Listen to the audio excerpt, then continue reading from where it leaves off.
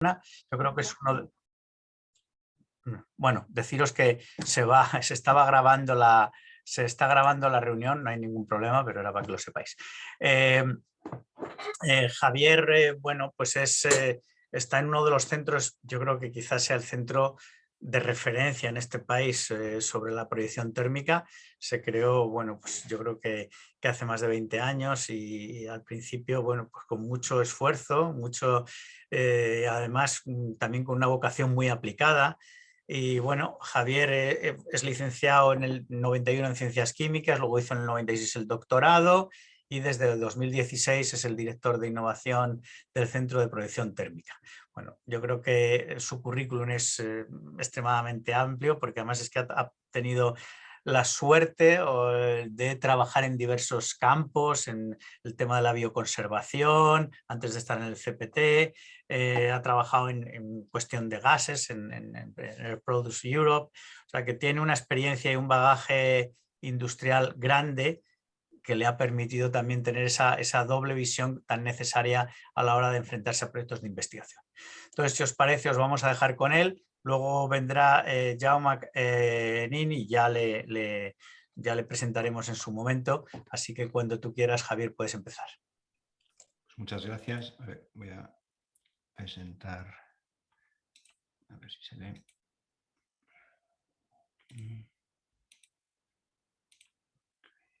Supongo que veis mi pantalla. Estamos viendo ahora la presentación, pero en modo, ahí, si la pones en presentación, ahora ya se ve. Perfecto. Pues muchas gracias por la presentación, gracias por la invitación, sobre todo. Yo vengo en sustitución de Irene García Cano, que es la directora del centro. Le ha salido una cosa de último momento, no ha podido asistir. Ella preparó la presentación, preparó estas diapositivas que me pasó ayer y bueno, la verdad es que trabajamos durante muchos años, llevamos trabajando juntos, o sea que no hay grandes problemas. El título de la presentación, como podéis ver, es Recubrimientos obtenidos por proyección térmica, fundamentos y nuevos campos de aplicación. Yo voy a tratar, pues, tal como dice el título, de fundamentos y nuevos campos. Un poco nos lo hemos repartido con Jaume para que creo que él va a centrarse más en aplicaciones y en ámbitos de mercado, pues claro, lo cual es más propio de una empresa, ¿no? Como es TM Comas, donde él trabaja. Entonces, sin más preámbulo, empezamos con una definición clásica, ¿no? ¿Qué es la proyección térmica? Definición clásica, pues es un término que engloba un grupo de procesos para la obtención de recubrimientos. Esto es la definición, dijéramos, más clásica, aunque luego ya veréis que, como toda definición, pues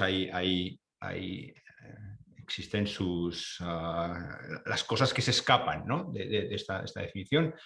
Originariamente se utilizó para hacer recubrimientos, veréis que luego se puede utilizar para algunas cosas más, ¿no?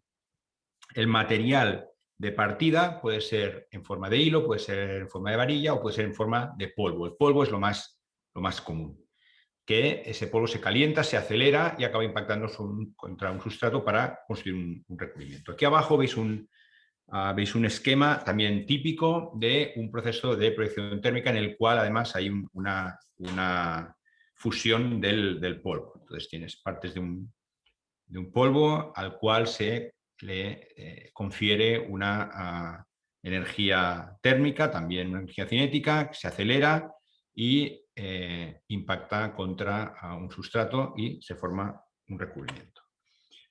Esto lo veis quizá aquí de una forma más gráfica en esta animación. Esto es una simulación. En concreto, esta es una simulación de una deposición de cobre sobre acero. Lo que pasa es que yo creo que ejemplariza bien cualquier proceso de proyección térmica en el que veis estas gotitas de material que pueden provenir directamente de un polvo o de la fusión de un material y a los cuales se les dota de una energía cinética y una energía térmica suficientes para que cuando llegan al sustrato se deforman plásticamente, algunos ya porque ya vienen en forma fundida, algunos porque vienen en forma sólida pero con mucha velocidad y se deforman y splat a splat, estas cosas se le llaman splat, estas partículas poco a poco de forma aditiva van generando un recubrimiento.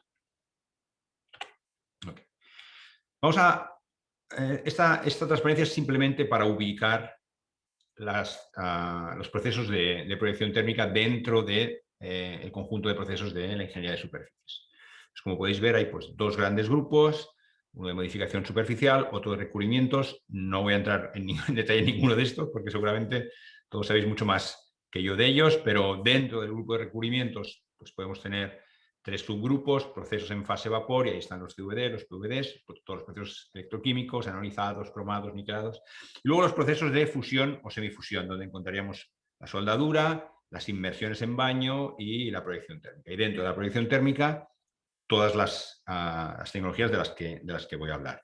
Tengo que hacer la salvedad de que aquí, de forma clara, no hay ninguna duda en el ámbito al respecto. La última, la cold spray, está dentro de las tecnologías de proyección térmica, aunque en realidad no hay un proceso de fusión o semifusión, sino que las partículas van en estado sólido durante todo el proceso. Pero aún así, por motivos claros de que comparten infinitas similitudes con todos los demás procesos, está dentro de los procesos de proyección. Bueno, vamos a ir un poquito ya más en detalle. Técnicas dentro de la proyección térmica. Proyección llama, proyección de alta velocidad, HVDC llamada, proyección plasma, proyección de hilo por arco, proyección fría. Estas serían como las 5 grandes técnicas, que también podemos llamar 5 familias, porque dentro de cada una de ellas hay 1000 variedades. Os encontraréis 1000 tipos de gente que hace pistolas de una manera, de otra. Pero, dijéramos, esas podrían ser las grandes familias. Y aquí en el gráfico de la derecha, esas tecnologías o esas familias de tecnologías están dispuestas en un gráfico en el que hay la temperatura del gas y, por otro lado, la temperatura de las partículas del polvo que es proyectado. Entonces, como podéis ver, se cubre bastante bien el espectro, y aún ya con este gráfico se puede imaginar que, dependiendo del material que queramos proyectar, pues vamos a tener que utilizar una técnica u otra, o dependiendo de las características finales que queramos, utilizaremos una técnica u otra. Por ejemplo, la técnica de proyección fría, pues como ya su propio nombre indica, la temperatura del gas es baja y, sin embargo, va a muy altas velocidades de partícula. Si quisiéramos proyectar un material en el que necesitamos una alta temperatura, como puede ser un cerámico, pues vamos a necesitar seguramente un plasma. La alta velocidad aquí está a altas velocidades, un poco más temperatura. Luego explicaremos un poquito más en detalle esto, pero un poco para que veáis dónde se encuadran cada una de estas técnicas y cómo se relacionan con los grupos de materiales que se pueden aplicar por proyección térmica, que en realidad son todos o casi todos, con sus limitaciones, por supuesto. No es que se pueda hacer todo, pero se pueden proyectar metales, se pueden proyectar cerámicos, se pueden proyectar polímeros, y se pueden proyectar también mezclas de metales con cerámicos, de metales con polímeros, de cerámicos con polímeros. En la bibliografía lo encontraréis prácticamente todo.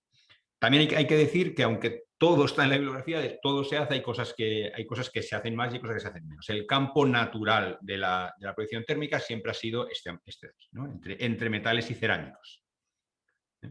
Desde metales puros, cerámicos puros, cerámicos con matriz metálica, matriz cerámica con metal, y también, por supuesto, el rango de los polímeros también existe, pero, dijéramos, ahí hay menos. Es más delicado proyectar un polímero con proyección térmica, aunque se hace, y hay muchos ejemplos que luego también hablaremos de ellos. Y aquí, nada, esto lo conocéis de sobras. Características de metales cerámicos, pues unos muchos más dúctiles, otros los cerámicos con una gran dureza y requieren una elevada temperatura para proyectarlos. Polímeros, cuando necesitas, pues, por ejemplo, resistencia a la corrosión o bajo peso. Bueno, eso depende mucho de la aplicación. Vamos un poco a las etapas.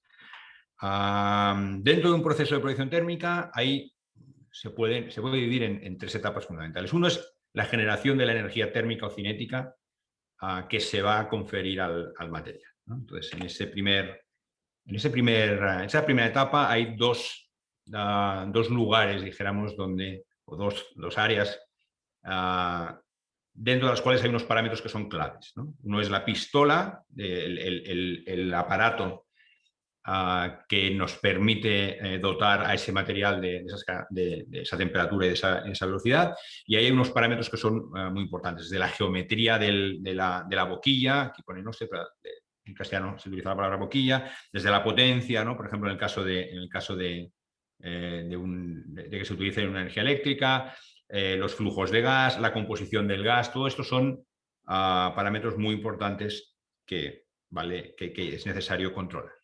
Y luego el material que se alimenta, parámetros importantísimos, el tamaño y la forma de la partícula en el caso de un polvo, ¿no? El flujo de alimentación, las propiedades físico-químicas de ese polvo, el método de inyección, si es axial o si es lateral, y luego el gas transportador, el flujo, la velocidad, todos esos, cada uno de esos parámetros tiene que ser controlado para obtener los resultados que uno quiere.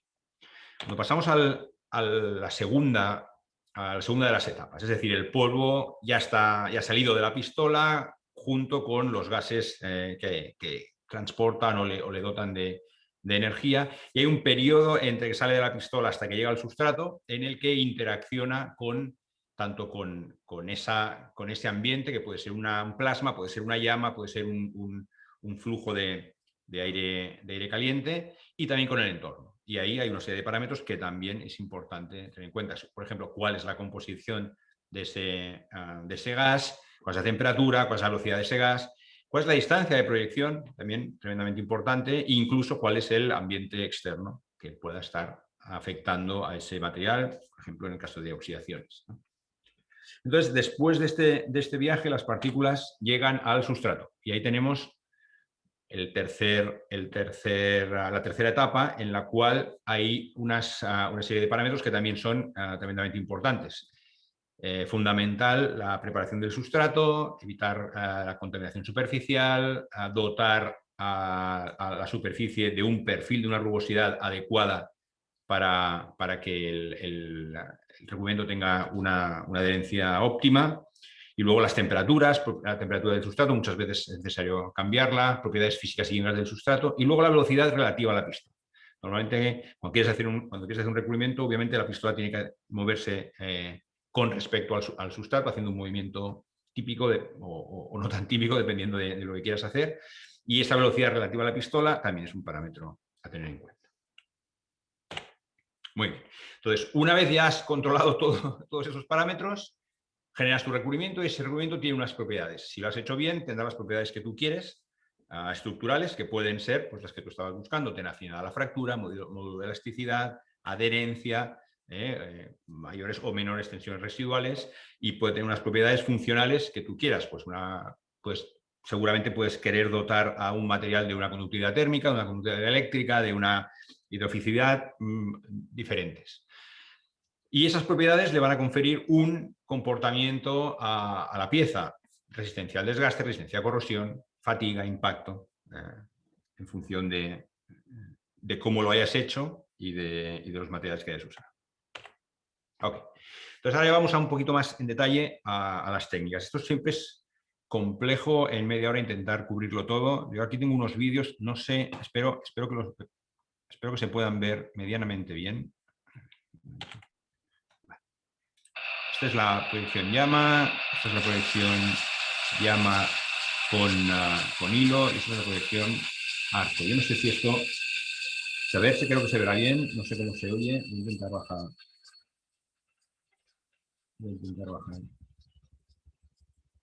No, se ve y se oye, aquí, Javier. Sí, se aprecia, pero aquí hay una pistola de llama que está generando un recubrimiento en una pieza. Aquí son 3 pistolas también de llama que están generando 3 recubrimientos, aquí se verá mejor, sobre 3 piezas. Y este de aquí es una pistola de arco también funcionando con un robot. Aquí se ven las características más o menos de estas tecnologías. Las de llama y las de arcos se caracterizan por ser las tecnologías menos sofisticadas, también más baratas, de gran aplicación. Se aplican de una forma muy sencilla, muchas veces incluso de forma manual. Se aplican en multitud de campos, que luego Jaume seguramente nos comentará, pero muy por encima. Bueno, aquí hay un poco... igual también son recubrimientos menos sofisticados, con una alta porosidad, todo muy barato, pero al mismo tiempo, bueno, con buenas propiedades, pero una porosidad alta que para muchas aplicaciones ya va bien, pero en función de la aplicación, pues igual necesitarías cosas un poco de mayor calidad, ¿no? Aquí podéis ver, ¿no?, más o menos cuál, en este caso, cuando estamos hablando de llama, pues sobre unos 3000 grados más o menos de la llama, en el arco unos 4000. Este es el esquema de la pistola de llama. Entonces, de llama con polvo, tienes una alimentación de polvo axial dentro de la boquilla. Al mismo tiempo, ahí también hay un anillo concéntrico en el cual entra la mezcla de gas, de gas combustible y oxígeno.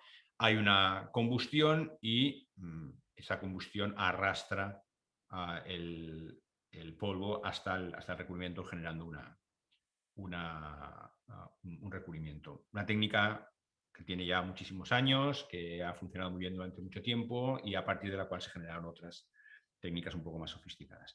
La de llama con hilo, en lugar de tener un polvo, lo que se tiene es un hilo que está alimentado también axialmente a una boquilla, y también se alimenta una mezcla de oxígeno, y combustible, y esa combustión genera unas partículas que generan el recubrimiento. En el caso del arco, el aporte de energía ya no es con una combustión, sino que es con un arco eléctrico que se genera entre dos hilos del material que quieres depositar, y ese material con ese arco va fundiendo en esta punta de aquí y es empujado por una fuente de gas, que puede ser aire comprimido, también puede ser nitrógeno, que lo empuja y lo proyecta contra el recubrimiento. Aquí se pueden ver fotos de las pistolas de proyección, como digo, equipos de una complejidad bastante baja. Entonces vamos a técnicas un poco más sofisticadas. Después vino la proyección plasma al vacío, que al final es como una proyección plasma, pero dentro de una cámara de vacío, y eso evita sobre todo oxidaciones. Proyección de alta velocidad y proyección con proyección fría.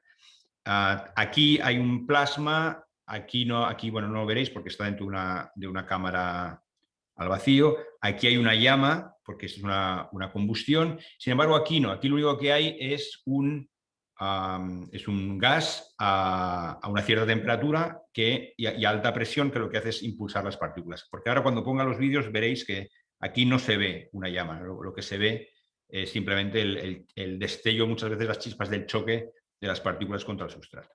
Entonces, a ver si, ¿qué tal se ven? Okay. Supongo que lo podéis ver, ¿no? Aquí, esto que se ve aquí, luego me parece que más adelante será un poco mejor.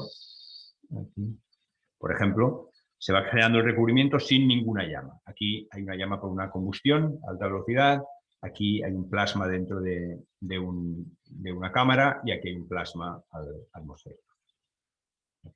Bueno, pues como podéis ver, en el caso del plasma, temperaturas altísimas, una porosidad menor que en el caso anterior. Conforme vas aumentando la velocidad, también disminuye la porosidad. Incluso en el caso del cold spray, la velocidad puede ser bajísima, del 0,1% hasta incluso ausencia de porosidad.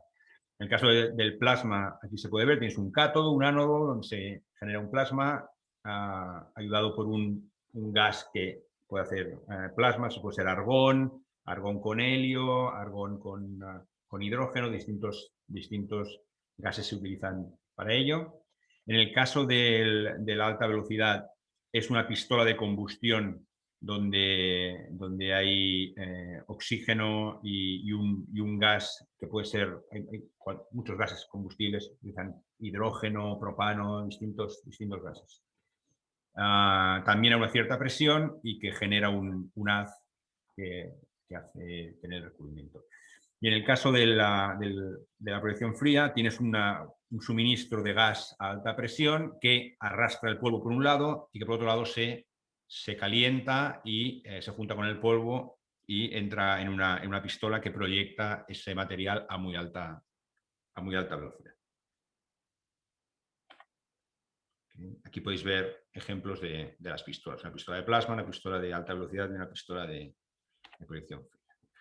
En cuanto al proceso, un par de palabras de cómo se puede hacer este proceso. Lo podemos hacer de una forma convencional, que es yo tengo el sustrato y le pongo encima un recubrimiento de lo que yo quiera, pero también puedo diseñar las capas, si me interesa, de una forma multicapa, por ejemplo, o en este caso, por ejemplo, se utiliza, pues si quiero tener, por lo que sea, una característica específica en la interfase, o de forma gradual, si quiero que las propiedades de mi recubrimiento vayan variando en función del espesor.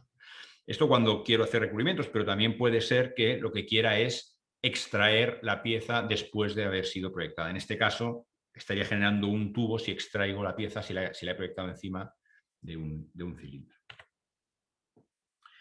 Unas palabras también sobre las características del proceso. Importante que la superficie de sustrato esté limpia y que tenga una rugosidad adecuada para asegurar un buen anclaje y una buena cohesión entre el sustrato y el recubrimiento. Esa cohesión, ese anclaje es mecánico. Hay mucha literatura al respecto, incluso alguien que dice que hay microfusión y tal, pero en general se entiende que la unión entre el sustrato y el recubrimiento es mecánica. No hay difusión, esto no es una soldadura, no es un método de unión. Eso tiene sus ventajas y sus inconvenientes. Un inconveniente quizá muy claro de estos tipos de recubrimientos es que la adhesión puede ser muy buena, pero también puede ser no tanto. Puede estar entre los 30 y los 70 megapascales, por ejemplo. Y aquí se ve una estructura típica de un recubrimiento de proyección térmica, por ejemplo, ese sería más parecido a un recubrimiento proyectado con alta velocidad, en el que tienes pues, partículas que se han fundido, como por ejemplo se puede ver aquí, ¿veis? Esto es un splat de una partícula que ha quedado totalmente fundida, algunas partículas que han quedado menos fundidas, algunas partículas que se han oxidado. Es una estructura bastante heterogénea. Y en cuanto a los espesores, pues desde 10 micras hasta milímetros. Un espesor típico de recubrimiento podría estar en los recubrimientos de proyección térmica entre 50 y 500 micras. Serían espesores típicos, aunque si necesitas puedes ir a muchísimo más, incluso porque pueden hacer piezas. Ahora entraremos. Bueno, características un poco para tener una idea un poco general del proceso, ¿no? Pues, gran diversidad de recubrimientos, pueden ser recubrimientos más convencionales hasta recubrimientos un poquito más sofisticados, sobre gran variedad de sustratos, con una buena relación entre estructura y propiedades, a unos precios muy competitivos, dependiendo también de la tecnología utilizada. Hay algunas que por supuesto son más caras y otras menos, pero muchas de estas tecnologías se vienen utilizando en la industria de forma muy habitual, gracias a su rapidez, eficacia, reproducibilidad y con una inversión asequible. Y al ser procesos en medio en sólido o se utilizan en estado sólido o en estado gas, el tratamiento medioambiental es bastante razonable. Algunas consideraciones sobre, por ejemplo, el polvo y la morfología y cómo se haya obtenido el polvo también es importante. En teoría se recomienda polvos lo más esféricos posibles, lo más homogéneos posible. Eso muchas veces está bastante peleado con el precio del polvo, así que no siempre esto es posible. Por supuesto, los polvos más esféricos suelen ser más caros. Los polvos que se han hecho por sinterizado y molienda, como estos de aquí, suelen ser polvos más baratos, que normalmente, no siempre, pero normalmente dan peores propiedades a la hora del recubrimiento. Y en función del tamaño de la partícula, en función de cómo se ha hecho el polvo, cuando esa partícula llega al recubrimiento puede quedar totalmente fundida, puede quedar semifundida, puede llegar también, si el tamaño no es el adecuado, si no le has dado suficiente temperatura, puede llegar en estado sólido. Eso no nos interesa, ¿no? Aquí veis una partícula que ha llegado en estado sólido, aquí veis una partícula que ha llegado en estado totalmente líquido y una partícula que ha llegado en estado semifundido. Dependiendo de lo que quieras, interesará más una cosa u otra. En general, nunca te interesa que las partículas lleguen sin haber estado, sin haber estado fundidas o al menos con la energía necesaria. En el caso de la proyección fría es distinto porque nunca llega a fundir. Pero en cualquier caso necesitas que lleguen como mínimo, con una energía pasado la energía umbral. Javier, 5 minutos más, ¿eh? ¿Perdón? 5 minutos te quedan, ¿eh? Un momento que no se estoy viendo. ¿Me oyes? Sí, ahora ya sí, perdona. Vale, no, que te quedan 5 minutos para que lo sepas. Perfecto, Vale, me pongo a ello. Esto es la superficie libre, unas imágenes de superficie libre de un recubrimiento típico donde se pueden ver estos splats. Y aquí tenía tres tablas con aplicaciones a las que no voy a entrar porque sé que luego Jaume va a entrar en detalle en las aplicaciones. Y con esto cerraba el tema de fundamentos y en estos últimos 5 minutos voy a intentar explicar un poco algunas de las áreas en las que perspectivas de futuro de la proyección térmica. La primera de ellas es la manufactura aditiva. Este vídeo ya os lo he puesto antes, pero es un vídeo de un recubrimiento de cobre sobre acero. Como podéis ver, si yo en lugar de hacer un recubrimiento aumento, al tratarse de una tecnología aditiva, pues yo puedo generar una pieza. El problema es cómo genero esa pieza. Si yo genero esa pieza con un movimiento perpendicular al sustrato, lo que tengo es una cosa así. Esta pieza tiene como unos 15 centímetros de altura, una cosa así. Claro, necesito intentar tener paredes planas, por ejemplo, o cómo controlar la geometría de mi pieza, ¿no? Haciendo eso, controlando la robótica, podemos llegar a tener, por ejemplo, piezas como esta, ¿no? Aquí hay una doble hélice multimaterial. Esta es de cobre y esta es de titanio, ¿no? Con una pared súper estrecha. Yo entiendo que esto para alguien que ve la proyección, la impresión 3D donde se hacen piezas de geometrías muy complejas, pues esto es una geometría muy sencilla. Pero bueno, primero estamos desarrollando esto y segundo, tiene una serie, el Code Spray como técnica de fabricación aditiva tiene una serie de ventajas que no tienen otras tecnologías, ¿no? Otra aplicación puede ser en reparación. Aquí os enseño una serie de fotos de la reparación de una llanta, de una aleación de aluminio, donde primero aquí se ve el daño en la llanta, se hace una proyección de ese material y luego se acaba haciendo un acabado superficial hasta una finalización final, ¿no? Ahí está. Más aplicaciones, biomateriales, y en biomateriales hay varios campos, hay uno de vidrios bioactivos, hay campos como por ejemplo aquí se ven de titanio rugoso. El titanio en prótesis requiere que tenga una buena rugosidad para que haya una buena osteointegración. Las técnicas de proyección térmica nos permiten dotar al titanio de esa rugosidad. El campo de los CERMETs es un campo también de gran aplicación en proyección térmica. El problema es que el carburo de wolframio y el cobalto, el níquel también, están intentando, bueno, ya no, por motivos medioambientales, están intentando eliminar y ahora hay un gran campo de actividad en otro tipo de carburos o de CERMETs que le llaman verdes, que intentan sustituir el carburo de wolframio por el carburo de titanio, intentan sustituir el cobalto y el níquel por otro tipo de metales y en eso hay mucha actividad. Aquí hay una serie de fotografías con este tipo de recubrimientos.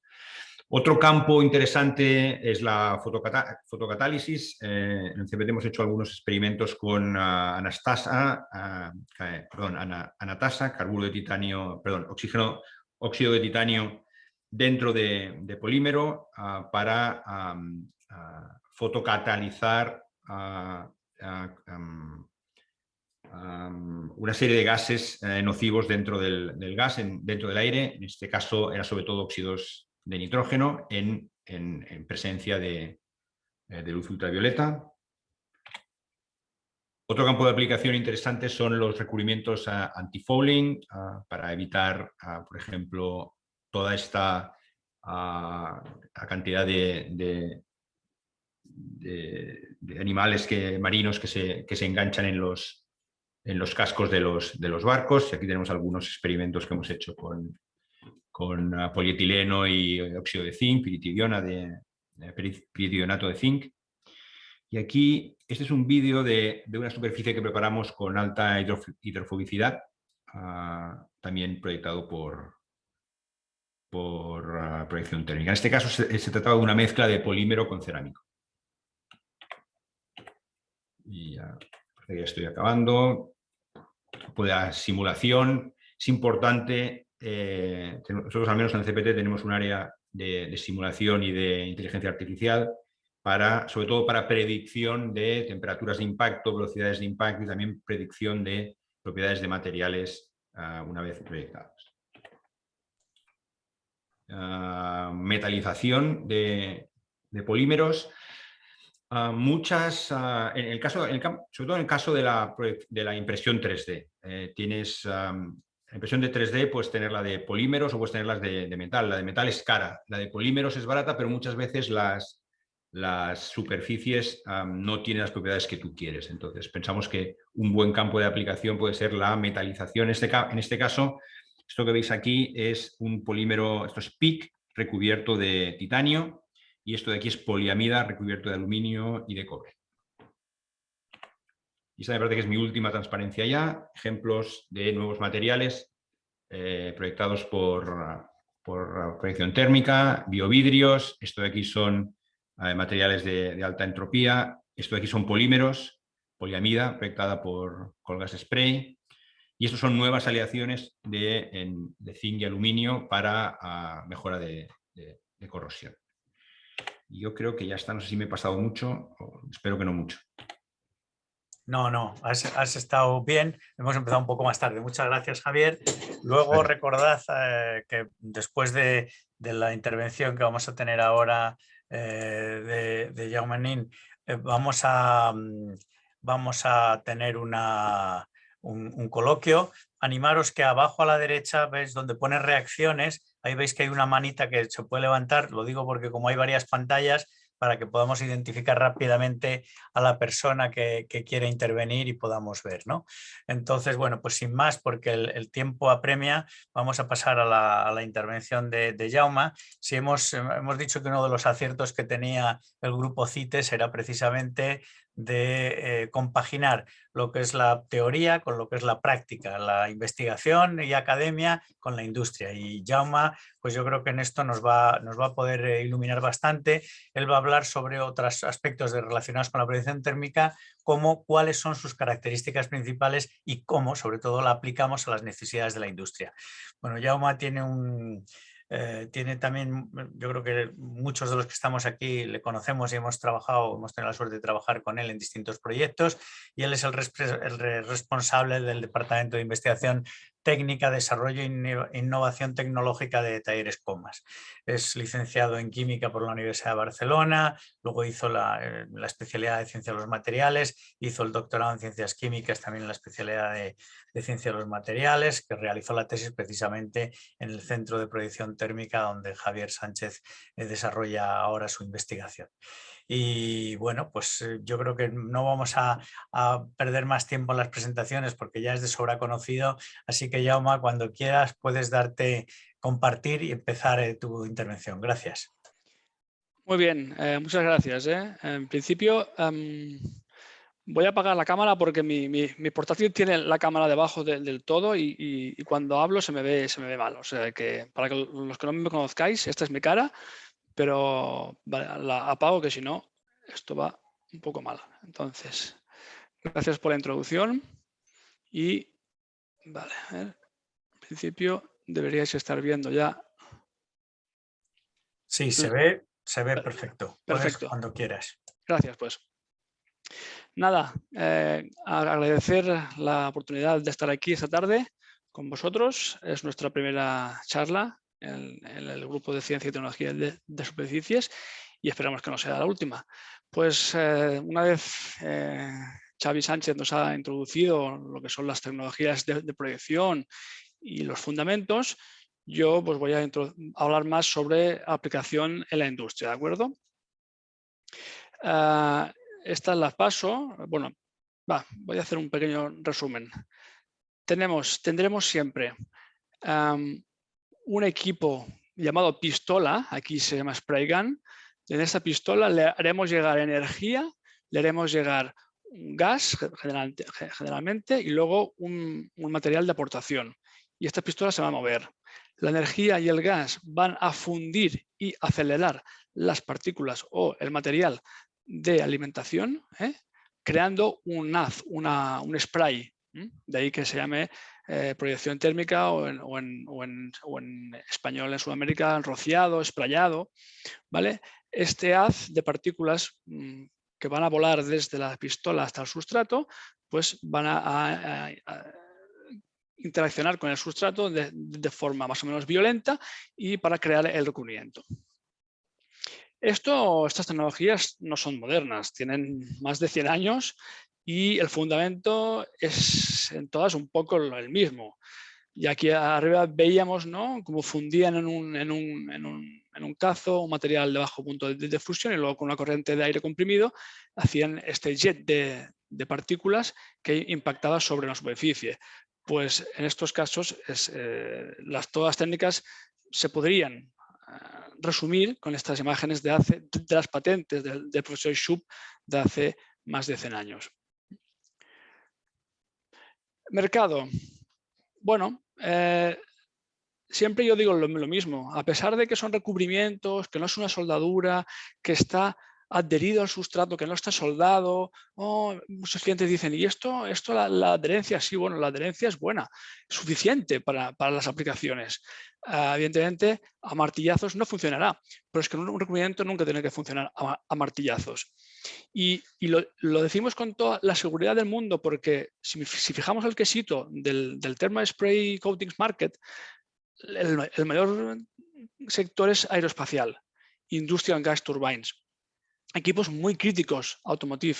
3/4 partes del mercado de recubrimientos de producción térmica en el mundo son equipos críticos, ¿vale? Con lo cual eso da una idea de que el uso, si está bien hecho el recubrimiento y está bien diseñado y está ejecutado con garantías, pues funciona bien y es perfectamente funcional en equipos críticos, en aviones o en automóviles donde cualquier problema puede tener consecuencias para las personas, ¿vale? Con lo cual, es una tecnología probada, desarrollada en gran parte o impulsada en gran parte en Estados Unidos gracias al ejército y a la industria aeroespacial y que hoy en día está presente en muchos mercados. Voy a pasar de estas transparencias, porque Xavi ya lo ha explicado, ¿vale? Lo mismo, os recuerdo, en función de la técnica podremos escoger el tipo de recubrimiento que queremos. ¿Que queremos más porosidad? ¿Que queremos menos porosidad? ¿Que queremos más densidad del recubrimiento? ¿Menos dureza? ¿Que queremos alcanzar capas muy gruesas? ¿Capas muy delgadas? Bueno, en función del tipo de técnica en función del tipo de técnica que tengamos en la mano o por donde escoger, pues podremos crear un recubrimiento u otro, ¿vale? Y eso es lo que un poco Xavi os ha explicado con todas las técnicas y yo voy a pasar un poco por encima.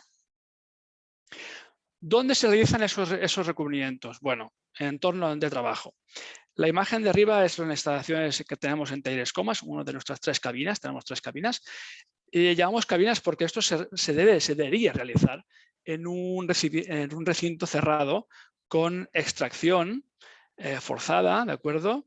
Para, bueno, eliminar del ambiente pues lo que son materiales que quedan en suspensión, gases de combustión, gases no quemados, humos de la fusión del material base, etc. La función de estas cabinas es doble. Primera, de tener un recinto cerrado que sea fácil de extraer el aire a través de unos filtros, ¿de acuerdo? Y de unos extractores, como aquí vemos. Y la segunda es insonorizar. Insonorizar porque estas tecnologías, lamentablemente, pues generan ruido, desde los 100 a los 140 decibelios, con lo cual los trabajadores, los operarios tienen que trabajar con protección auditiva y por eso tenemos cabinas con paneles acústicos. Y luego tenemos pues todo el tema de robots manipuladores o tornos donde hacer girar las piezas de revolución y poder aplicar los recubrimientos con robot, en el mejor de los casos, pero también se pueden aplicar a mano. ¿De acuerdo? Estas pistolas en la mano de un operario experimentado y con capacidad de proyectar el recubrimiento de una forma bastante aceptable. Evidentemente, lo mejor que se pueda desde un punto de vista humano y probablemente nunca comparado con un robot. Pero a veces hace falta pues, hacerlo a mano por diferentes motivos. Aparte de cabina y manipulación, tenemos todo el equipo de control del equipo de proyección. Los hay de más y menos sofisticados, ¿vale?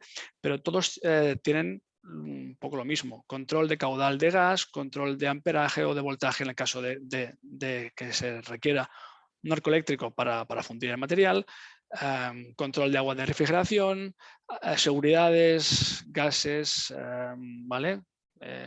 También la alimentación del polvo suele estar fuera de la cabina y bueno, para poder para poder rellenar los depósitos y ir proyectando.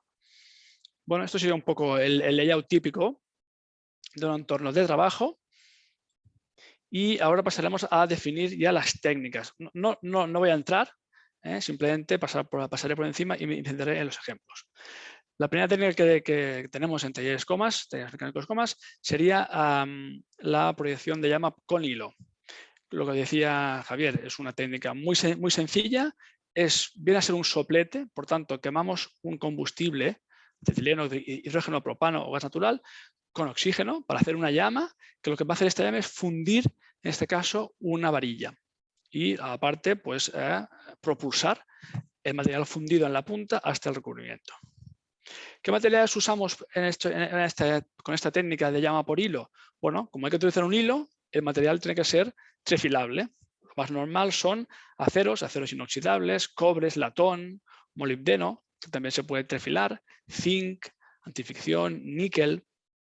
Y estos recubrimientos, en lo general, porque es una técnica de baja energía, bastante temperatura y poca velocidad, con lo cual tenemos porosidad elevada, rugosidad elevada, oxidación elevada, pero permite a su vez espesores elevados. En esta imagen de la derecha veis un recubrimiento, una capa base de estaño y encima cobre, pero veis un cobre totalmente oxidado debido a la poca velocidad que tienen las partículas durante el vuelo, por lo tanto están mucho tiempo dentro de la llama volando hacia el sustrato y al final acaban oxidándose. ¿Vale? ¿Para qué utilizamos estos equipos de bajas prestaciones? Bueno, en este caso, y es de los más típicos en proyección térmica, es recuperación dimensional. Es decir, una pieza ha perdido dimensiones por desgaste, por corrosión, por cualquier historia, por un mal mecanizado, por vibraciones que hace al final es un desgaste. Hay una pérdida de material, hay una pérdida de dimensión y esa pieza, debido a que ha perdido la dimensión, no es funcional. Hay que recuperar el diámetro original, hay que recuperar la medida original. ¿Cómo se hace? Con estos recubrimientos, ¿de acuerdo?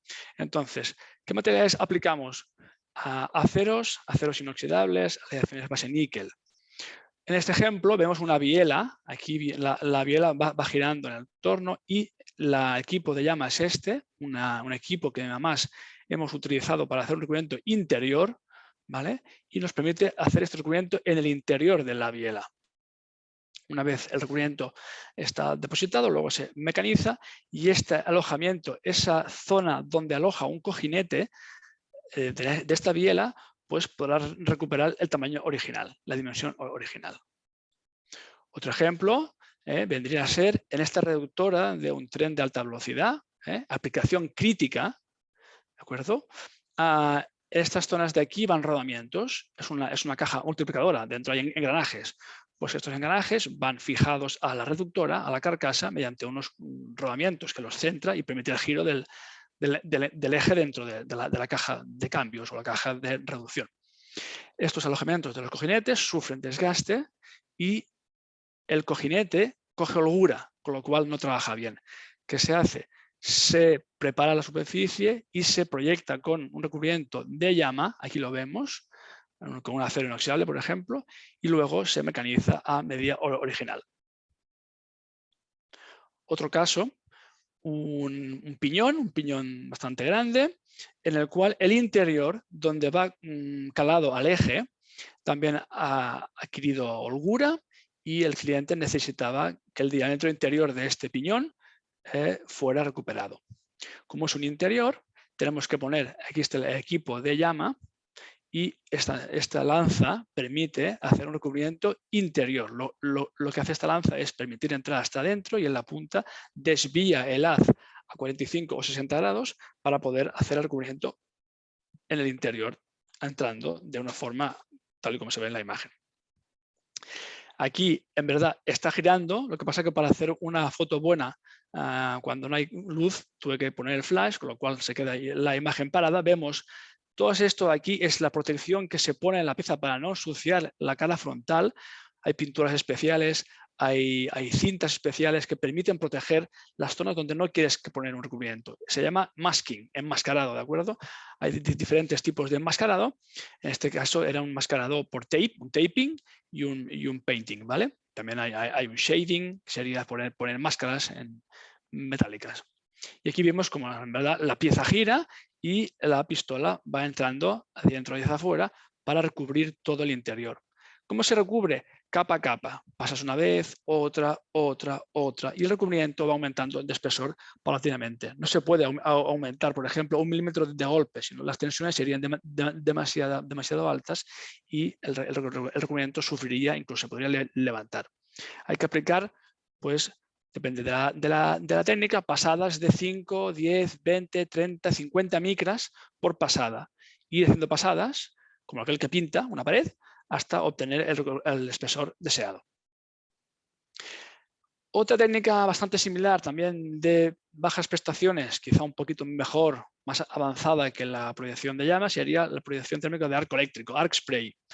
En este caso, tenemos 2 hilos, otra vez, el material de aportación es por hilo, 2 hilos que se alimentan de forma simultánea en el equipo, hacen contacto aquí, entre ellas, en la pistola, y luego un aire comprimido propulsa y atomiza el material fundido, ¿de acuerdo? Esto es una imagen. ¿Qué material de aporte utiliza la técnica de arc spray? Lo mismo, al ser hilo, material trefilable, igual que la combustión de llama por hilo. Aceros inoxidables, aleaciones de base níquel, inconel, hasteloy, cobres, y luego también al poder proyectar hilos tubulares, como si fueran una soldadura, eso nos permite ya tener en el catálogo diferentes aleaciones duras, fundiciones grises, fundiciones blancas, resistentes al desgaste, debido a que podemos utilizar un hilo tubular. Hilo tubular, es decir, el hilo que está forrado con partículas duras y que permite hacer un compuesto, bueno, un composite. Ejemplos. Otra vez, recuperación dimensional. Esto es una camisa de compresor de una refinería en Algeciras, diámetro interior de 800. Aquí va un pistón de un compresor alternativo en esa zona de aquí, en esa zona de aquí, y ese vaivén, ese movimiento recíproco del compresor produce un desgaste en la camisa del cilindro, igual que en un coche.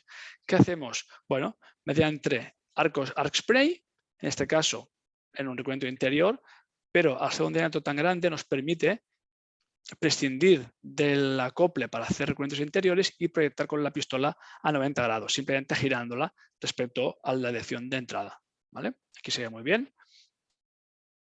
Más ejemplos de proyección por arc spray, como son técnicas que permiten muchos gramos, su tasa de posición es elevada, incluso se pueden poner, en este caso para hacer este rodillo de papelera, pusimos 2 pistolas a la vez para a recuperar dimensionalmente otra vez, recuperación dimensional de un rodillo de papelera, en este caso con un acero inoxidable martensítico tipo 420, 13% de cromo, ¿de acuerdo? Aquí arriba el compañero está arenando la superficie, del cliente venía lisa, mecanizada, y para tener suficiente adherencia hay que arenar y luego hay que proyectar, ¿de acuerdo? Entonces aquí estamos arenando y aquí abajo estábamos proyectando, o aquí o aquí. Aquí vemos dos pistolas con sus cables, con sus máquinas aquí de control. El operario, pues aquí se ve un poco con mascarilla, cascos, los tiene quitados porque lleva dos. Llevamos dos, unos moldeados en función de cada operario y encima, es posible, los necesitan, otros encima. ¿De acuerdo? Siguiente técnica, esta vez ya más avanzada, HVOF, High Velocity Oxyfuel. Esta técnica fue desarrollada básicamente para la industria aeroespacial y básicamente para proyectar carburo de tungsteno. El carburo de tungsteno y el calor no son amigos, con lo cual necesitamos técnicas frías, de alta velocidad, que las partículas viajen tan rápido dentro de la llama hasta impactar con el sustrato que tenga poco tiempo de interaccionar con el calor de la llama, con lo cual que se degrade poco. Si el carburo se calienta mucho, si va muy lento dentro de la llama, se degrada, se disuelve dentro del cobalto y perdemos cantidad de cerámica en el recubrimiento.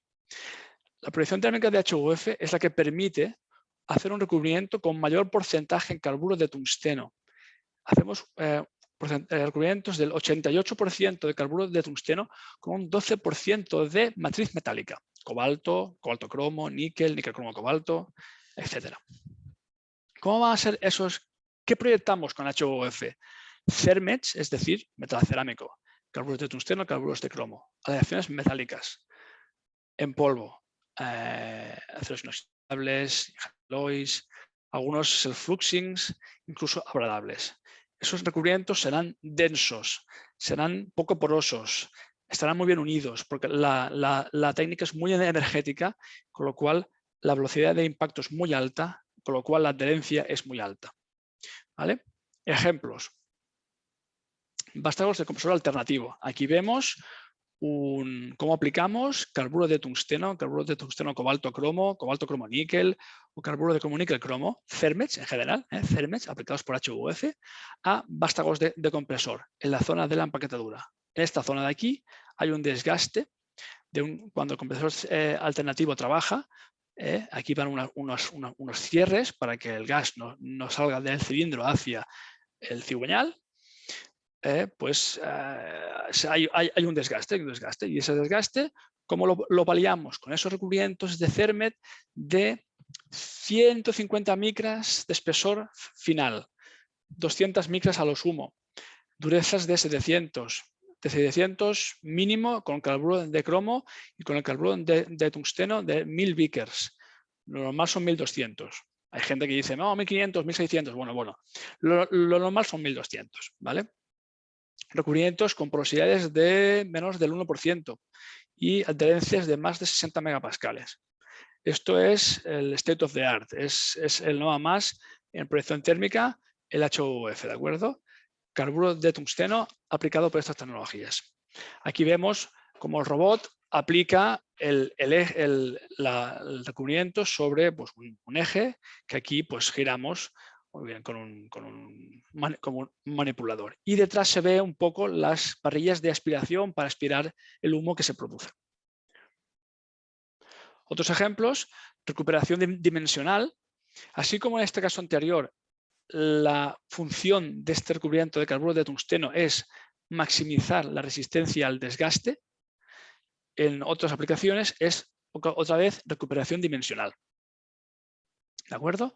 Recuperación dimensional, como en estos cuellos de ejes de turbina y de compresor que se han aportado por HVF con inoxidables tipo martensíticos o por carburo de tungsteno. Otro ejemplo, aquí vemos pues, un eje muy grande en que en varias zonas estamos haciendo una aportación de carburo de tungsteno. Agujas de hidráulica, bolas de válvula de bola.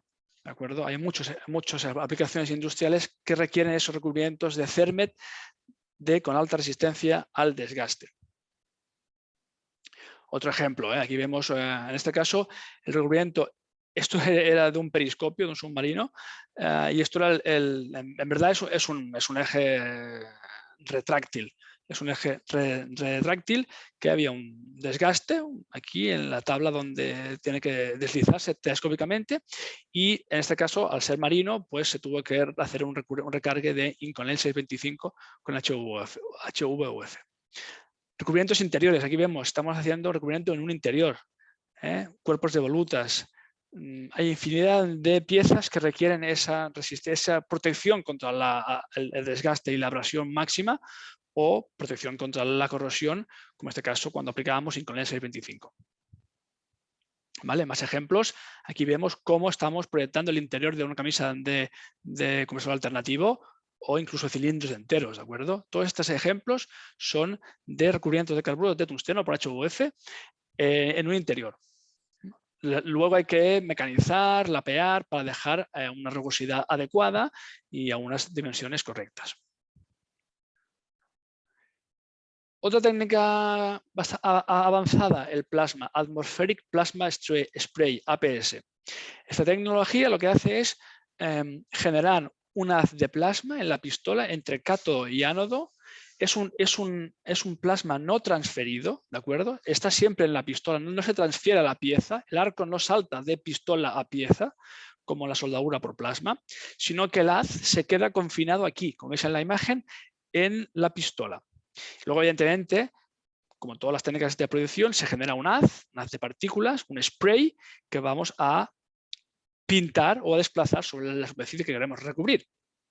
Pero el plasma, esos 15.000, 20.000 grados, quedan confinados en la pistola, ¿de acuerdo? Con lo cual, el input térmico al sustrato, a pesar de tener aquí 15.000 grados a 90 o 100 milímetros de la superficie, es bajo, ¿vale? Porque el plasma está en la pistola, aquí, no en la pieza. ¿De acuerdo? Pues vamos a utilizar este plasma, un plasma que va sobrado de energía, ¿de acuerdo? Y permite fundir cualquier tipo de material. Metálicos, o sea, aleaciones metálicas, superaleaciones, abradables, y por primera vez hablamos de cerámicas. ¿De acuerdo? El plasma es la tecnología que permite proyectar cerámicas de altos puntos de fusión, alúminas, circonias, óxido de cromo, que son imposibles de fundir con otras técnicas porque no tienen suficiente transferencia de energía, transferencia de calor. Con el plasma generamos tanto calor, 15.000 grados, que lo podemos fundir todo. Es el equipo más versátil, puedes proyectar de todo, pero incluso carburos de tungsteno. Pero como os decía, al tener tanto calor, el carburo de tungsteno por plasma no será tan bueno como el carburo de tungsteno por HVUF, porque el carburo proyectado estará mucho más degradado. Debido a la alta temperatura del plasma, se degrada más, ¿de acuerdo? Pero como equipo es muy versátil, puedes hacer de todo. Ejemplos. Materiales cerámicos. Su principal función de los cerámicos es resistencia al desgaste. Cuando hablamos de alumina titania, óxido de cromo, ¿vale? Que son estos recubrimientos, esas zonas negras oscuras que veis en estas piezas, donde pues trabaja pues, un retén, son equipos que son piezas contra las cuales trabaja un material polimérico para hacer estanqueidad. Se utiliza mucho en ejes, en maquinaria donde hay fluidos o líquidos que pueden escapar al exterior de la máquina, bombas, por ejemplo, ¿no? Todo lo que son las zonas de retenes endurecidas y generalmente con cerámicas proyectadas por APS, por proyección técnica. ¿De acuerdo? Con la cerámica no recuperamos dimensionalmente, no es su finalidad. La recuperación dimensional es con metales. Evidentemente, una camisa puede estar muy desgastada, lo que puedo hacer es quitar el material dañado, recuperar dimensionalmente la mayoría del material con una base metálica y encima poner una base, un recubrimiento cerámico delgado, que lo que hará es trabajar bien a desgastes, mucho más duro que el metal. Ejemplos. Vemos en todas estas zonas, todas estas piezas donde vemos zonas oscuras, son recubrimientos de cerámica proyectados con plasma, con APS y ya mecanizados, ¿de acuerdo? Antidesgaste. Más ejemplos de antidesgaste. Turbinas hidráulicas Pelton. Volutas de bomba. Esta zona aquí más gris oscura, eso es un recubrimiento de óxido de cromo, muy resistente a la abrasión, proyectado por plasma. Aquí vemos, por ejemplo, ¿no? en nuestras instalaciones, el robot sujeta la pistola, el plasma se genera en este punto tan brillante de aquí y vemos claramente el haz de partículas que va volando, cómo impacta en la pieza a recubrir, pero es un haz que cuando no impacta en la pieza siguen volando las partículas hasta los filtros, ¿no? Es decir, esto nos da un poco la idea de cuán larga es el haz de plasma. Evidentemente, la distancia de proyección es una y no infinita. Es 90, 100, 120. A partir de 120, las condiciones a las cuales estas partículas van volando ya no son útiles para hacer un buen recubrimiento. Eso va en función de la técnica, ¿eh? Pero porque, aunque veáis un haz muy largo, no todo él es efectivo, ¿vale? Vemos dónde está respecto al punto de emisión la pieza aquí. El resto, a la derecha, es inservible, no vale. ¿Vale? Más ejemplos, bueno, zonas de cierre en turbinas de vapor, más aplicación de cerámicas en esas zonas de cierre, aplicación antidesgaste. Una vez se rectifica, queda perfecto, a un RA muy 0,4, 0,8, incluso bajando de 0,4 con molas de diamante, ¿vale? Para que la fricción con los cierres sea correcta, porque si lo dejáramos tal como sale de la proyección, nos sale un RA de 5 a 6 micras y es un papel de lija, con lo cual ¿qué hay que hacer? Rectificar, mecanizar y dejar una superficie bien lisa para que pueda haber lubricación. De acuerdo. Más ejemplos, más turbinas. Aquí vemos zonas gastadas donde está el cierre y tal. Y entonces aquí vemos el desgaste. Esto es inicial y después de hacer la reparación con óxido de cromo, estas dos zonas donde hay un desgaste, aquí vemos el desgaste, estas zonas negras. Luego tenemos una zona de óxido de cromo por plasma que protegerá del desgaste de este pequeño rotor de turbina. Otra aplicación importante es recubrimientos dieléctricos. La alúmina pura y en menor grado la alúmina con un 3% de óxido de titanio tiene propiedades dieléctricas, con lo cual hay clientes que les interesan para aislar la conducción eléctrica en ejes de diferentes aplicaciones. Proyectamos un recubrimiento blanco, en este caso, de óxido de aluminio puro. Aquí tenemos un recubrimiento después de salir de la proyección. Aquí vemos cómo estamos proyectando estas zonas y luego esto va mecanizado para dejar las tolerancias que quiere el cliente, ¿vale? Propiedades dieléctricas, óxido de aluminio con proyección cerámica de plasma. Propiedades de aislante térmico. Cuando proyectamos óxidos de circonio, que generalmente los dopamos con cerio, calcio, es decir, hay dopantes con itria, dopantes con ceria, dopantes con calcia, dopantes con magnesia. En función de la aplicación, pues utilizamos unos dopantes u otros, ¿vale? Pero todas tienen un poco la aplicación de barrera térmica, aislante térmico. Estamos dando unos gruesos de 200 a 400 micras de óxido de circonio por plasma, evidentemente, porque si no, no tenemos suficiente potencia como para fundir el óxido de circonio, material refractario, y estamos reduciendo el daño que sufren estas piezas metálicas debido al calor. Estos son unos canales de centrales de carbón, cuando existían las centrales de carbón. Estos son unos electrodos de grafito para proteger el grafito en baños de flotación de plomo para hacer vidrio y cristales, ¿de acuerdo? El plomo líquido o el estaño líquido se usan para hacer flotar el cristal encima y es corrosivo. Y los grafitos que utilizan para controlar ese baño, pues se aplica una capa de circonia que aumenta la vida por corrosión de metal líquido, en este caso, de los grafitos, ¿vale? Es otra aplicación. También se pueden aplicar en interiores. Aquí vemos cómo estamos aplicando el recubrimiento por plasma, en este caso un metal, ¿de acuerdo? Un inoxidable o una aleación base al níquel, dentro de cuerpos de bomba que luego se van a mecanizar. Para ello hace falta pues, una antorcha, un equipo especial, un adaptador para pasar de una pistola que proyecte hacia adelante a una que permita girar, como aquí se ve, girar el haz 90 grados y poder aplicar el recubrimiento anterior. Y bueno, esto es todo. Espero no haberme pasado mucho, creo que no. Es el momento de preguntas, o ahora si hacemos un poquito de mesa redonda, pues poder charlar sobre estos temas. ¿De acuerdo? Bueno, pues muchas gracias. Muchas gracias, Jaume, por la súper interesante charla que nos has podido dar.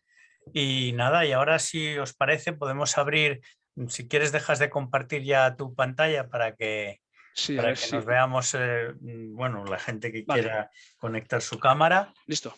Vale, perfecto. Bueno, pues entonces ahora ya esto queda abierto al diálogo, como os decía antes, abajo abajo del todo hay una cosa donde pone participantes, chat, etcétera. Hay reacciones y ahí en reacciones hay una levantar la mano. Entonces, si alguien quiere hacer alguna pregunta, pues puede hacerlo. En el chat hay algunas preguntas. Agustín, estás.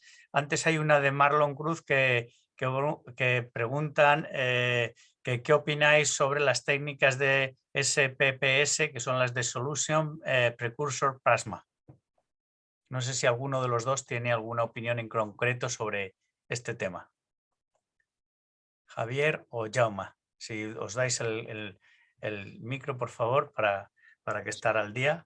No estoy muy seguro de a lo que se refiere a Marlon, pero sospecho que debe ser a proyección en suspensión, ¿verdad? No te sé decir, no. Él pone simplemente Solution Precursor Plasma. Yo sospecho que es eso, no estoy muy seguro. No sé qué piensas tú, Jaume, pero... Yo creo que también, una... sí. Suspension Plasma Spray, sí. Sí, es eso, ¿no? Vale. Supongo, vamos. Javier, ¿quieres comentar tú algo? No, sí, tira. O sea, es una tecnología que se utiliza para cosas muy puntuales, no es una cosa, no la hemos mencionado porque no es. Entra dentro de esas tecnologías, dentro de proyección térmica, que hay muchísimas variaciones, pero en general, al final, en esta en concreto, lo que tú quieres depositar es un material con unas, en general, lo que yo sé de esta tecnología, con unas, normalmente con unas tamaño de partícula muy pequeño, que lo pones en suspensión en un líquido y ese líquido es el que se pone delante de un haz para proyectar. Entonces, para aplicaciones concretas. No sé si vosotros, Jaume, habéis trabajado con eso alguna vez. Sí, nosotros hemos hecho algún que otro proyecto con Fraunhofer en Alemania y la verdad es que hicimos un suspension pero con HUOF. Con plasma es bastante, no muy habitual, pero sí que hay gente que ya lo utiliza. Utilizamos slurries de material cerámico muy pequeño, tamaño nanométrico, y si no es a través de ese slurry, no se podría alimentar porque el polvo no fluye, es tan pequeño que se queda apelmazado, ¿de acuerdo? Es una técnica que está bastante a ese nivel de laboratorio, pero aún así ya hay algunos equipos comerciales que se proyectan con ello. Y bueno, con resultados bastante interesantes, la verdad. Sí. Gracias. Dice Marlon que sí que lo siente, pero que sí que era esa técnica, pero que no puede hablar porque su micro no anda. Agustín, tu turno. Sí, bueno, muchas gracias, Jaume. Pero me he podido conectar tarde porque se me ha caído la conexión a internet y entonces me he enganchado a medio camino. Pero me ha sorprendido porque, digamos, desde el punto de vista de la ignorancia, uno utiliza una serie de técnicas y cuando, digamos, ve el rango de aplicaciones de todas estas técnicas que estáis presentando, que pueden llegar a espesores, como tú mencionabas, de hasta 1 milímetro, pues la verdad es que me ha sorprendido. No pensaba que fueran de utilidad a esos rangos de espesor tan pronunciados. Y que además el interés resida precisamente en esos espesores para recuperar pues, zonas de desgaste, zonas que han perdido material. Mi pregunta va respecto al control de la velocidad, es decir, ¿cuánto tiempo hay que estar para para, digamos, compensar, yo qué sé, medio milímetro, 1 milímetro? ¿Cuál es el rango de velocidad de la deposición que se puede tener con estas técnicas, por ejemplo, con el arco o luego con la de HVOF, en fin, en general?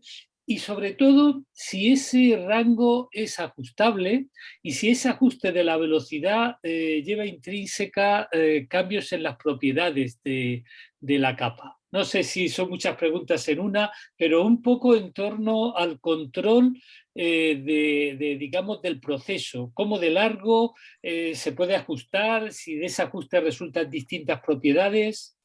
Perfecto, gracias Agustín. Javier y Jaume, sentiros vosotros libres de intervenir cuando queráis para ir contestando. Jaume, tú, yo. Vale, no, sí que empiezo yo. Mira, sí, es decir, hay muchas cosas. En función de la técnica, por ejemplo, 500 micras se podrían alcanzar rápidamente. Evidentemente en función de la pieza. Si es una pieza, como aquel cilindro que hemos visto, que hacía 5 o 6 metros de largo, pues vamos a estar horas, ¿no? Pero claro, cuando hablamos de una tasa de deposición de 150 gramos por minuto, pues, y que cada pasada estamos depositando alrededor de 50 micras, pues enseguida está hecho si la pieza es pequeña. En cambio, cuando hablamos de una HVOF, un carburo de tungsteno, donde vamos a unos 5 micras por pasadas, pues a igualdad de pieza tardaríamos 10 veces más. ¿Vale? Claro, tiempos es, ya digo, depende mucho de la pieza, desde 1 minuto hasta horas proyectando. ¿Se puede regular? Sí. ¿Cómo lo regulas? Cada técnica tienes una aportación, es decir, gramos por minuto. Tú puedes regular el polvo que entra, puedes regular el hilo que entra y tener más o menos gramos por minuto. No es infinito. Tú no puedes darle a tope porque tienes una potencia disponible y si pones más material del que puedes fundir, la mayoría irá al suelo, ¿vale? Con lo cual hay unos rangos óptimos que te permiten generar unos recubrimientos óptimos con un rendimiento óptimo. ¿Que te pasas de allí? Pues ¿qué pasas? Pierdes rendimiento. No por mucho material, no por querer meter más material, se te va a proyectar. Lo típico, por ejemplo, en procesos de HVOF, rendimientos del 50%, es decir, mitad del polvo que gastas va a la pieza, mitad va al suelo o al filtro. Y es así. En cambio, para técnicas de arco, spray o de llama donde se funde un hilo, ahí el rendimiento estamos en un 70, un 80%. En el cold spray incluso hasta el 90 y pico %. En función de la técnica, pues el rendimiento será más o menos. El rendimiento implica eso, gramos por minuto, etc. También puedes jugar con la velocidad de desplazamiento del robot. Si vas más lento, el grueso por pasada será mayor. Pero si te pasas de lento, pondrás mucha capa de golpe, con lo cual las tensiones serán más grandes y agrietarás. Todo influye. En cómo apliques el recubrimiento, influye cómo va a quedar el recubrimiento. Si te pasas de tensiones, el cómo lo aplicas genera tensiones. Si te pasas, grietas, incluso se despega. Si no te pasas, pues tienes recubrimientos muy bien adheridos. Y de ahí que para cada combinación de material y sustrato y técnica haya que hacer una optimización. Tienes que optimizar. Jugar con el voltaje, con el amperaje, con la distancia de proyección, con el tipo de partícula, con el tipo de gas, para tener unos parámetros óptimos y a partir de ahí aplicarlo. Gracias, sí. Muchas gracias. Perfecto, gracias. Entonces, Ramón, Agustín, si puedes quita tu mano. Ramón, cuando quieras. Hola, buenas a todos. Bueno, antes de nada, muchas gracias a los dos ponentes, tanto Jaume como Javier. Ha sido, bueno, la verdad es que muy ilustrativas las dos charlas. Tengo una pregunta, en realidad para los dos, pero bueno, como ha sido a raíz de la charla de Javier, igual me lo puedo dirigir a directamente, y es en relación a la conformalidad de estos recubrimientos, que lo he visto en una de tus transparencias, cómo de conformales pueden ser esos recubrimientos, sobre todo si estamos pensando en depositarlos sobre sustratos con alguna superficie compleja. Y te hilo esto con unas aplicaciones que has puesto, que si recuerdas ya hemos trabajado alguna vez juntos en el tema de metalización de polímeros, que lo has mostrado antes, cómo de complejo puede ser ese polímero, ese sustrato polimérico hecho, por ejemplo, en fabricación aditiva, para poderle recubrir o poderlo metalizar con cold spray, por ejemplo. Pues sí, a ver, sí hay una limitación importante en la proyección térmica que viene determinada pues porque ya se ve, o sea, ahí hay un haz de proyección. Por tanto, si tú tienes huecos en tu pieza, o sea, donde no entre el haz, no hay, el material no llega. O sea, es una técnica totalmente direccional. Hay un haz que tiene que llegar. Entonces, Jaume ha enseñado también aplicaciones donde, bueno, hay sitios donde es complicado llegar, hay sitios, pero hay pistolas que ya se hacen para entrar en tubos estrechos. Pero aún así, ten en cuenta que ahí tienes que meter un tubo, tienes que meter una conducción, tienes que meter una pistola, es decir, nada que ver con las precisiones que hay en impresión 3D actualmente. Eso por un lado. Entonces, lo que sí que esa pistola está en la punta de un robot de seis ejes y todo lo que se pueda mover el robot, Claro, tú puedes hacer... tú puedes recubrir una superficie bastante compleja a base de controlar el robot. Eso por un lado. Entonces, en cuanto a lo que es luego conformabilidad, entiendo, hay dos cosas. Una es generar piezas en fabricación aditiva. Eso es un mundo complejo porque no solamente tienes que controlar muy bien el robot, sino que luego además el material a veces no se deja. Y volviendo a lo que tú decías, a la última parte de tu pregunta, metalización de polímeros. Bueno, ahí depende un poco del polímero que sea. Cuando los polímeros, vamos a decir así, blanditos y tal, los destrozas con una proyección térmica. Entonces, dependiendo el PIC, por ejemplo... Dime. No, que el PIC, por ejemplo, sí, que has mostrado un ejemplo PIC, y lo aguanta. Claro, PIC no hay ningún problema. PIC es un material con unas propiedades. Lo que pasa es que, claro, también es muy caro. Claro, entonces, no, yo estaba pensando más en cosas más, pues, desde luego el polietileno o el ABS, todos estos ya son más complicados. Se puede hacer también, ¿eh? Hemos hecho cosas. Pero volviendo a tu pregunta, era sobre todo sobre la geometría. Entonces, si tú tienes una pieza que tiene huecos, esos huecos no los vamos a recubrir. De huecos, dijéramos...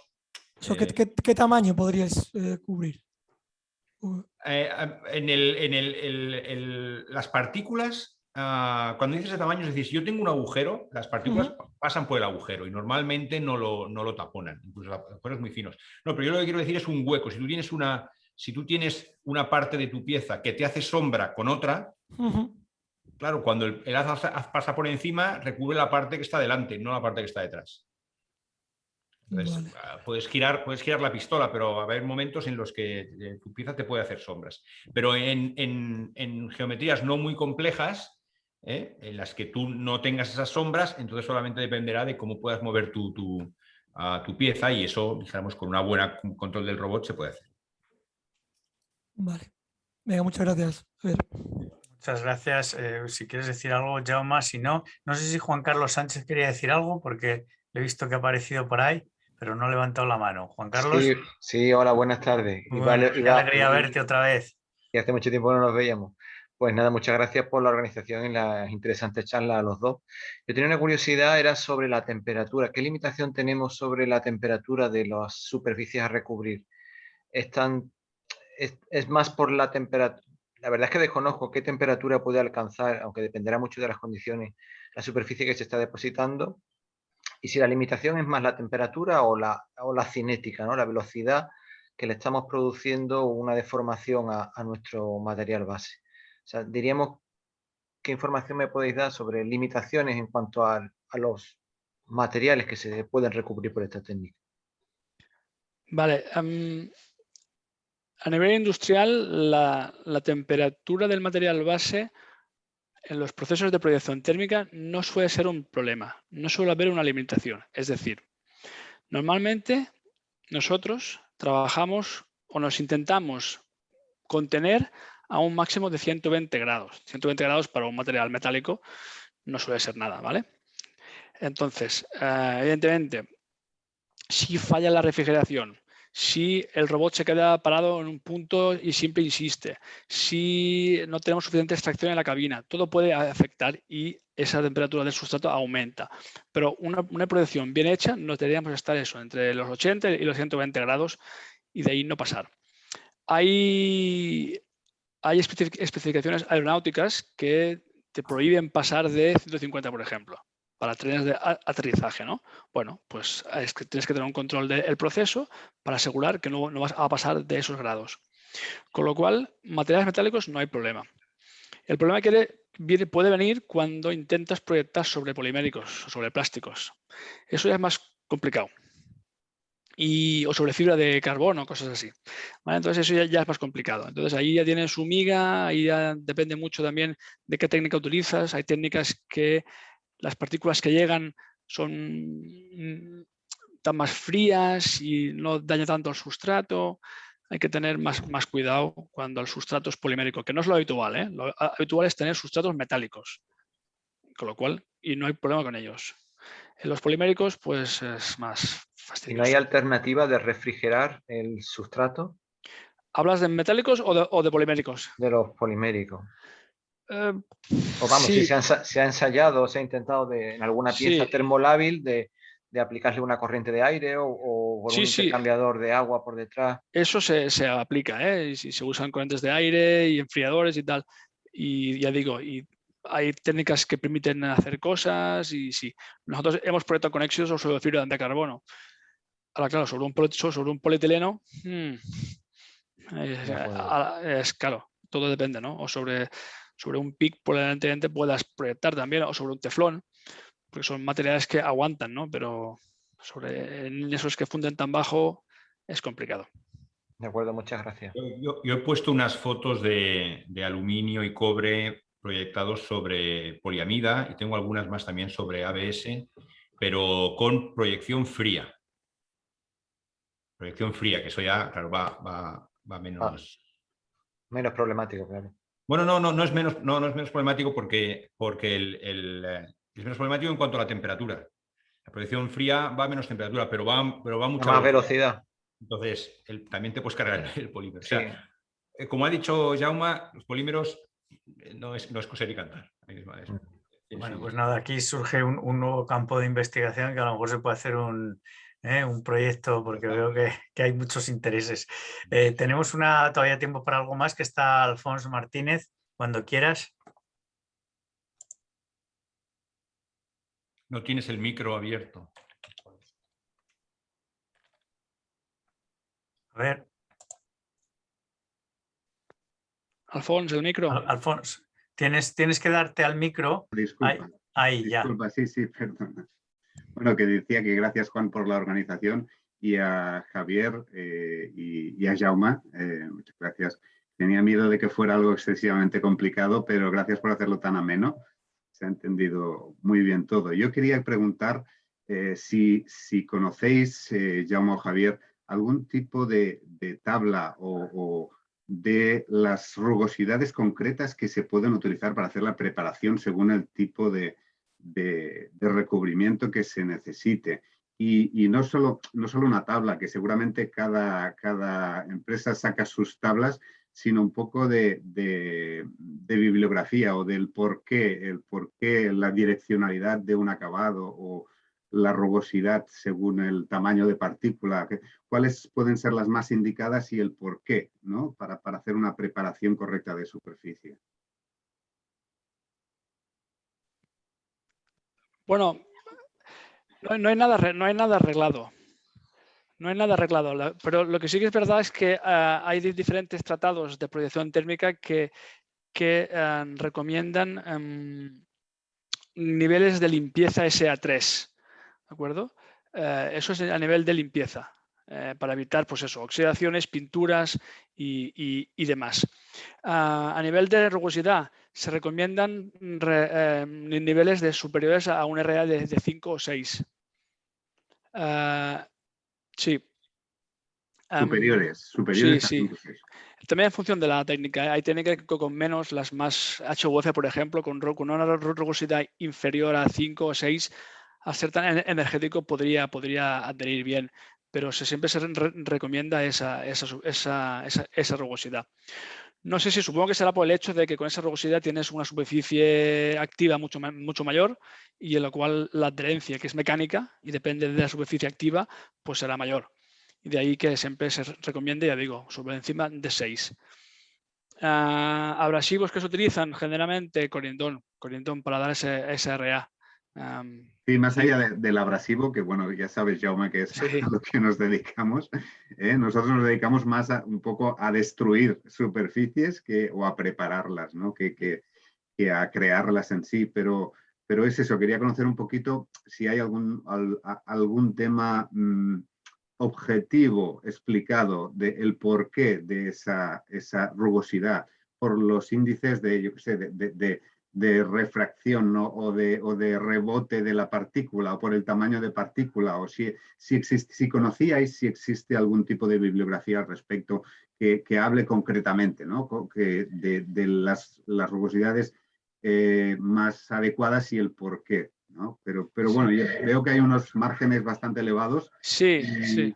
Y bueno, quizás es un campo donde se pueda investigar, Jaume, No, pero probablemente de poder ver la adhesión a diferentes rugosidades. Sí. Eso es. En esas imágenes que Xavier ha mostrado de los splats, que se veían splats más fundidos y tal, muchas de esas son de mi tesis, y yo estudiamos, ¿no?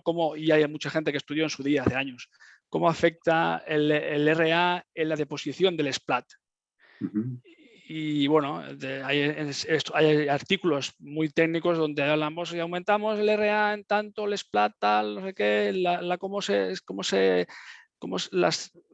dinámica de fluidos del splat, bla, bla, bla.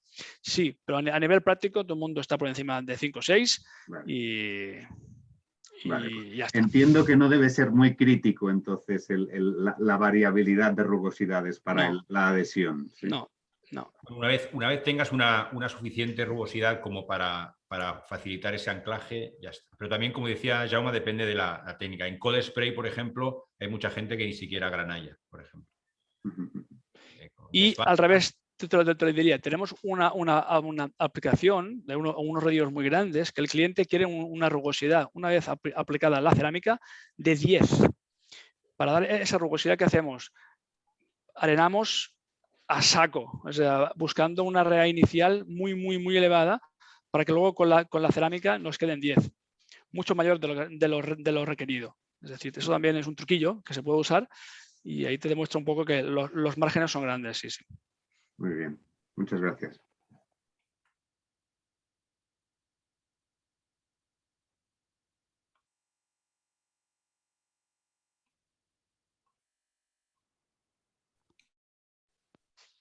Juan, el micro. Juan, lo tienes apagado el micro, Juan. Lo había desactivado. No, deciros que muchas gracias, que si no queda ninguna pregunta más vamos a ir cerrando. Ya la gente se está empezando, se tiene que ir, ya es tarde, a las 6 menos 25. Agradecer a Javier y a Jaume la colaboración con el grupo CITES de Sociemat. Y bueno, yo creo que por mi parte hay dos cosas que sí que me gustaría deciros. Una, que a los que no lo seáis, que os hagáis socios de la Sociedad Española de Materiales, porque es la manera que tenemos de seguir manteniendo todas estas actividades y que merece la pena. Y segundo, recordaos que del 28 de junio al 1 de julio nos vamos a encontrar en el Congreso Nacional de Materiales en Ciudad Real, y que hay un simposio específico dedicado a CITES, a Ciencia y Tecnología de Superficies, para retos de sostenibilidad y salud este año. Entonces, animaros, podéis entrar en la página web del Congreso, bien entráis desde la página web de Sociemat, escribís directamente Sociemat y entráis, o bien de CNMAT 2022. Y nada, muchísimas gracias a realmente los organizadores, que son Agustín, Gonzalo, José María, Ramón, que son los que han montado todo esto. Gracias por dejarme participar como presentador y moderador, y nos vemos en breve. Esta charla ha sido grabada y por tanto subirá al canal de YouTube de Sociemat, y bueno, pues la podréis ver y masticar despacio para coger más los conocimientos que en ella han salido. Muchas gracias a todas y a todos. Muchas gracias. Hasta luego. Muchas gracias. Hasta luego. Luego.